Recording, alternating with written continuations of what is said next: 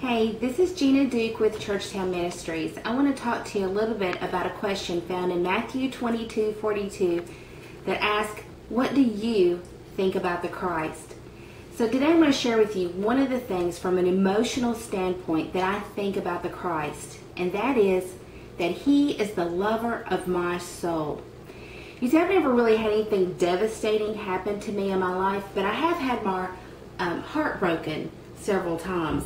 You know, that began in high school. You have your first love, and then that ends when he graduates and joins the military.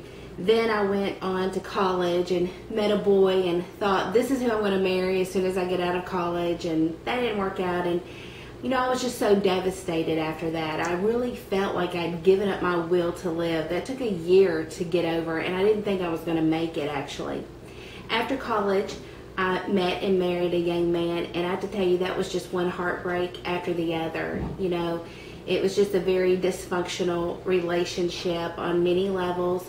I am proud to say that God has healed and restored and reconciled both of us in our individual lives, but when that marriage ended, there was devastation.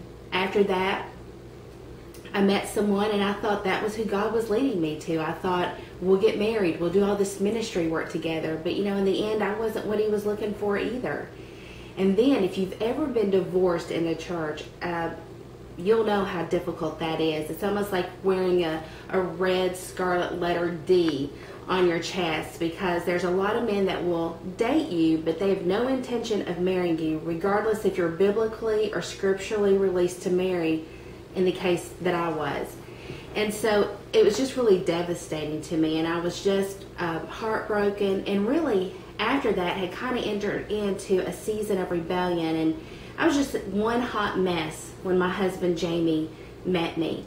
And thank goodness he loved me back to Jesus, and we got married. So you would think, okay, well, voila, we live happily ever after, and while we are on our way to doing that, I was still not healed. I was still very emotionally needy, and just again, still just a mess. And so we had not been married very long when my husband sat me down and basically said, you are sucking the life out of me. No, he didn't say it that way, because he has a very good gift of counsel, but he did set me down just to say, you know, I realize that you're emotionally needy, and I really thought after we got married you would get better, and you're just not. And he wanted to tell me that he could not meet all of my emotional needs. You know, and that's true. Nobody can meet all of my or your emotional needs other than Jesus.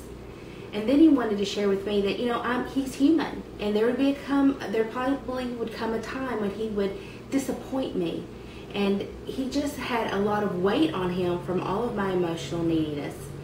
And it was at that point that I realized that Jesus has to be the lover of my soul.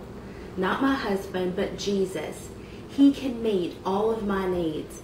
And the great thing about that is that I'm never going to wake up one day and Jesus is going to say to me, you're not good enough for me. Or I want someone else instead of you. Or I can't meet all of your needs, because He can. And He loves me. And, you know, He died for me. And so one of the things that I think about the Christ is that He is the lover of my soul. So ladies, I want to ask you, what do you think about the Christ?